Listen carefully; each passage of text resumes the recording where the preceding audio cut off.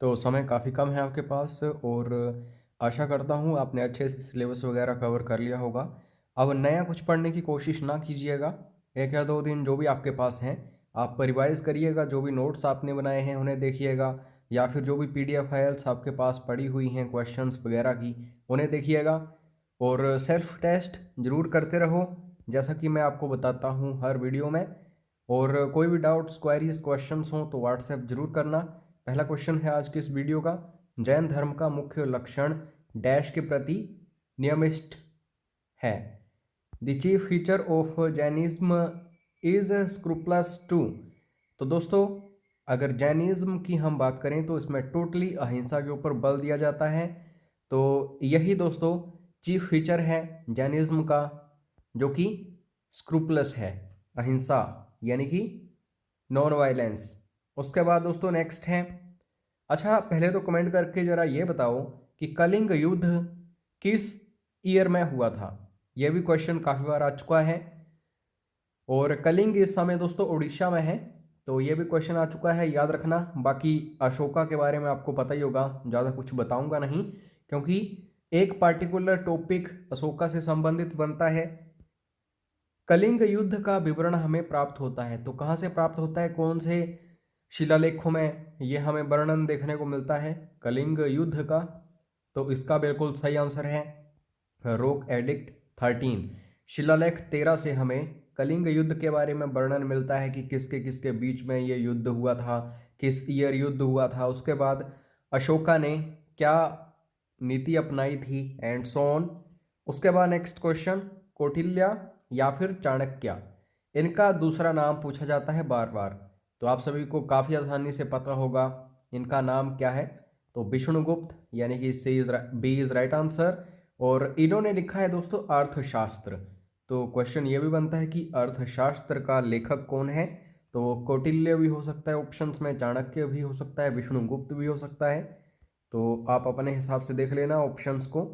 उसके बाद दोस्तों नेक्स्ट क्वेश्चन, 12वीं शताब्दी में कल्हण द्वारा रचित राजतरंगिणी। सीधा क्वेश्चन आता है कि राजतरंगिणी जो है इसको किसने लिखा है। तो कल्हण आप सभी का आंसर होना चाहिए। 12वीं शताब्दी में कल्हण द्वारा रचित राजतरंगिणी हमारा मुख्य स्रोत है। तो किसके बारे में वर्णन करता है ये लेख जो है राजतरंगिणी कल्हण का।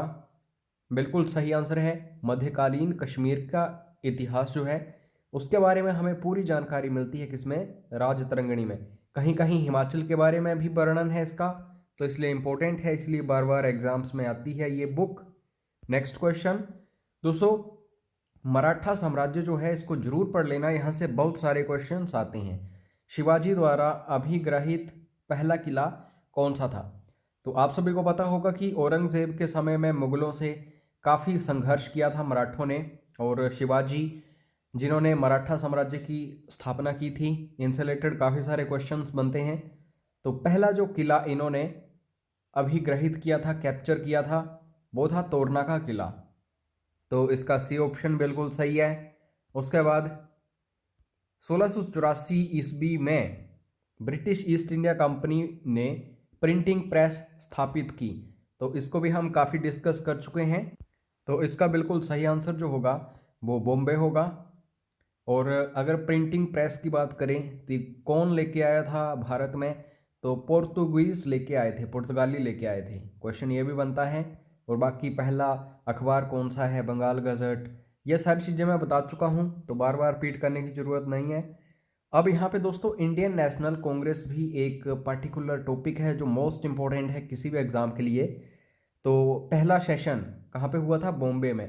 किसने अध्यक्षता की थी, WC बनर्जी ने। अब क्वेश्चन ये बनता है भारतीय राष्ट्रीय कांग्रेस के प्रथम अधिवेशन में शामिल थे, तो कितने प्रतिनिधियों ने भाग लिया था जो पहला अधिवेशन हुआ था, तो 72। ठीक है, तो इसका सी ऑप्शन बिल्कुल सही होगा। उसके बाद नेक्स्ट क्वेश्चन है, मोतीलाल नेहरू और CR दास, चितरंजन दास भी इन्हें बोला जाता है, देशबंधु द्वारा गठित पार्टी का नाम क्या था। तो दोस्तों एक समय था महात्मा गांधी जी काफ़ी एक्टिव थे और असहयोग आंदोलन जैसे ही महात्मा गांधी जी ने शुरू किया था, देश का हर नागरिक ये मान रहा था कि अब हमें आज़ादी मिलने वाली है, क्योंकि इतने बड़े पैमाने पर आंदोलन हुआ था कि अंग्रेज़ डर गए थे। लेकिन चौरी चौरा घटना हुई 1922 में, तो महात्मा गांधी जी ने आंदोलन वापस ले लिया। उसके बाद कोई भी ऐसा नेता नहीं था जो आंदोलन वगैरह शुरू कर सके और बड़े पैमाने पर लोगों को इकट्ठा कर सके। तो फिर दो व्यक्ति थे, एक मोतीलाल नेहरू थे जो कि पंडित जवाहरलाल नेहरू के पिता, और सी आर दास। इन दोनों ने एक पार्टी का गठन कर दिया, तो उस पार्टी को बोला जाता है स्वराज पार्टी। ठीक है, तो इसको याद रख लेना, एक क्वेश्चन यहाँ से भी पक्का आता है। और आगे जब चुनाव हुए थे तो इस पार्टी ने इंडियन नेशनल कांग्रेस से भी ज़्यादा प्रभाव छोड़ा था। उसके बाद नेक्स्ट क्वेश्चन, महाभारत और मसूरी पर्वतमालाएं, ये उत्तराखंड वगैरह की बात हो रही है, किसकी पर्वतमालाएं हैं? यानी कि हिमालय की अगर पर्वतमालाएं हैं ये, तो किस भाग की?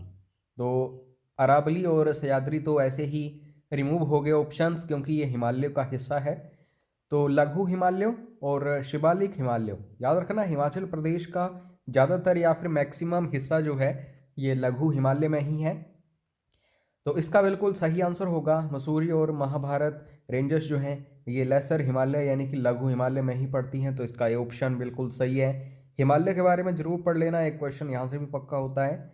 निम्न में से कौन सी नदी बारंबार अपना मार्ग बदलती है, इसलिए इसे बिहार का शोक भी कहा जाता है? तो अब आप समझ गए होंगे किस नदी की बात कर रहा हूँ। तो कोसी बिल्कुल सही आंसर है। बाकी दोस्तों दामोदर जो है ये नदी भी काफ़ी अपने रास्ते वगैरह बदलती रहती है, इसलिए बिहार का शोक ना कह के इसे बंगाल का शोक बोला जाता है। लेकिन इसके ऊपर परियोजना बनाई गई है, दामोदर नदी घाटी परियोजना सबसे पुरानी परियोजना है, आपको पता होगा। अब ये स्थिर है नदी, लेकिन कोसी जो है ये अभी भी काफ़ी परेशान करती है बिहार वाले लोगों को।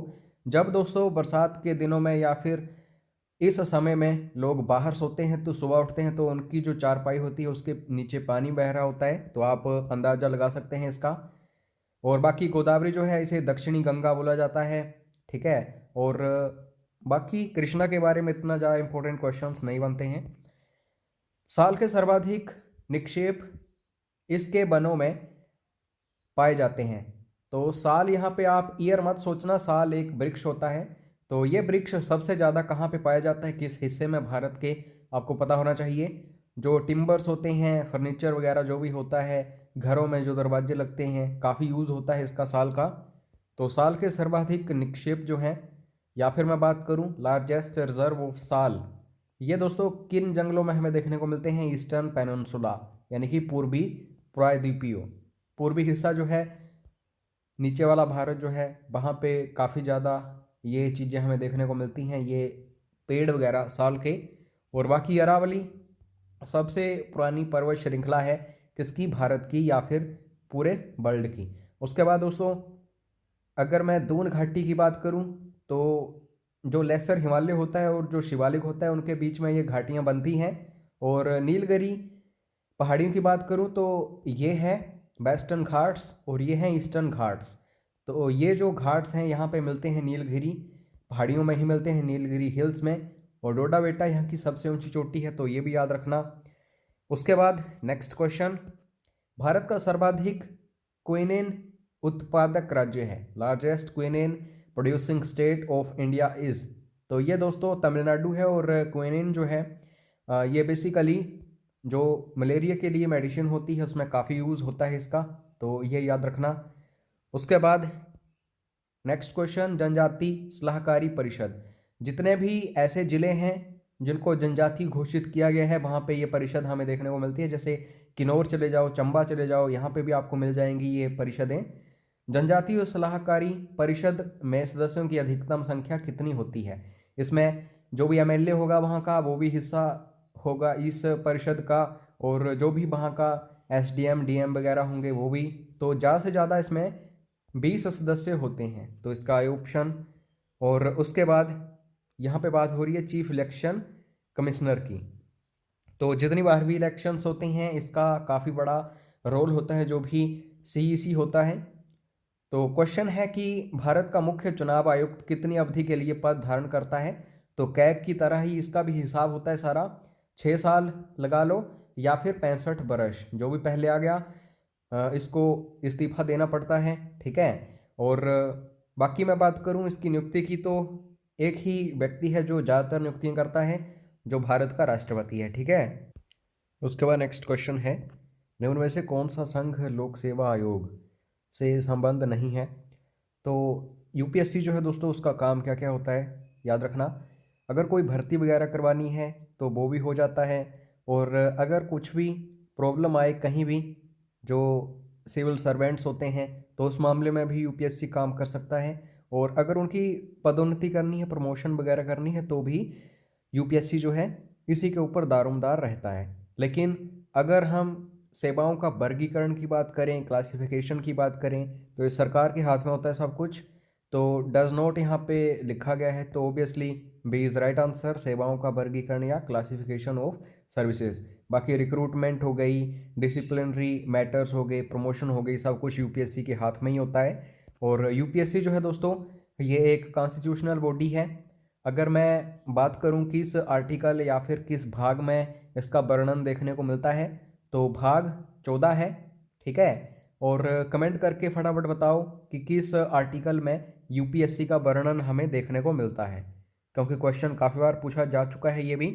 और शेड्यूल्ड ट्राइब्स से रिलेटेड 2 या 3 क्वेश्चन इस वीडियो में आपको देखने को मिल रहे हैं। क्वेश्चन है, राष्ट्रीय अनुसूचित जनजाति द्वारा ये जो आयोग बनाया जाता है, इसके द्वारा अपनी वार्षिक रिपोर्ट प्रस्तुत की जाती है। अब 2 तरीके से ये क्वेश्चन बनता है। एक तो ये क्वेश्चन बन गया कि जो राष्ट्रीय अनुसूचित जनजाति आयोग है, तो इसकी एक वार्षिक रिपोर्ट होती है कि क्या स्थिति है जो जनजातीय लोग हैं देश में, तो ये प्रस्तुत की जाती है जो भी भारत का राष्ट्रपति होगा उसको। लेकिन कई बार क्वेश्चन आता है कि ये जो शेड्यूल्ड ट्राइब्स के लिए एनुअल रिपोर्ट होती है, इसको कौन जारी करता है। तो ऑप्शंस होते हैं, ministry of tribal affairs, national commission for scheduled tribes, president of India, none of these. तो आपको वहाँ पे national commission for scheduled tribes choose करना पड़ेगा। और रिपोर्ट किसको दी जाती है, ये जो भी भारत का राष्ट्रपति होगा, तो इसको भी अच्छे से देख लेना। अच्छा, आप ये भी याद रख लेना कि जो एक कमीशन बनाया गया था शेड्यूल्ड ट्राइब्स के लिए, कब इसको एस्टेब्लिश किया गया था, तो याद रखना 2004, ठीक है। एक अनुच्छेद होता है 338, इसमें शेड्यूल कास्ट या फिर जो भी हैं अन्य पिछड़ा वर्ग, इनके लिए प्रावधान है। लेकिन दोस्तों, शेड्यूल्ड ट्राइब्स के लिए कोई प्रावधान अच्छे से नहीं बन पाता था 338 अनुच्छेद के तहत, तो इसलिए 338 ए जो है आर्टिकल ऐड किया गया, और इसमें अब प्रावधान है national commission for scheduled tribes के लिए 2004 में। तो अब आपको कोई इसमें डाउट नहीं होना चाहिए। उसके बाद नेक्स्ट क्वेश्चन, निम्न में से किसमें रक्त में हीमोग्लोबिन के प्रति बंधुता होती है। Which of the following has an affinity for the haemoglobin in the blood. तो ऑब्वियसली कार्बन मोनोऑक्साइड जो है ये काफ़ी हार्म पहुंचाता है हीमोग्लोबिन को, तो इसका ए ऑप्शन बिल्कुल सही होगा। उसके बाद दोस्तों, किडनीज जो हैं फिल्टरिंग का काम होता है इनका, आप सभी को पता है। तो ब्रिक में निस्यंदन किसके द्वारा होता है, ये जो फिल्टरिंग वगैरह होती है किडनीज की, ये नेफ्रॉन्स के द्वारा होती है, तो इसका ए ऑप्शन बिल्कुल सही होगा। विटामिन ए की बात करूं तो विटामिन काफ़ी इंपॉर्टेंट टॉपिक है, और एक क्वेश्चन पक्का है यहाँ से। तो विटामिन ए पूछा जाता है, बी पूछा जाता है, सी पूछा जाता है, के पूछा जाता है, ई पूछा जाता है। तो विटामिन ए की बात करूं, इन 4 ऑप्शंस में से सबसे ज़्यादा कहाँ पे, मूली में, गाजर में, कैरेट में, तो इसका बी ऑप्शन बिल्कुल सही होगा। उसके बाद नेक्स्ट क्वेश्चन, मोनाजाइट दोस्तों एक और है, ये अयस्क है। तो आप सभी को मैं काफ़ी बार बता चुका हूँ कि अयस्क जो है पूछे जाते हैं, चाहे एल्युमिनियम का हो या फिर कॉपर का हो या फिर थोरियम का हो, सोने का हो, लोहे का हो। तो मोनाजाइट यहाँ पे पूछा गया है, एक अयस्क है, किसका है, तो थोरियम का है। और केरल के जो तट हैं वहाँ पे थोरियम काफ़ी ज़्यादा मात्रा में मिलता है हमें, तो मोनाजाइट वहाँ पे काफ़ी मिलता है। और बाकी दोस्तों, आपसे क्वेश्चन पूछा जाता है कि गाय का दूध जो है पीला क्यों होता है, वगैरह वगैरह, ऐसे क्वेश्चंस भी पढ़ लेना, कैरोटीन होता है वहाँ पे। तो इस तरीके से हमने काफ़ी इंपॉर्टेंट क्वेश्चंस देखे।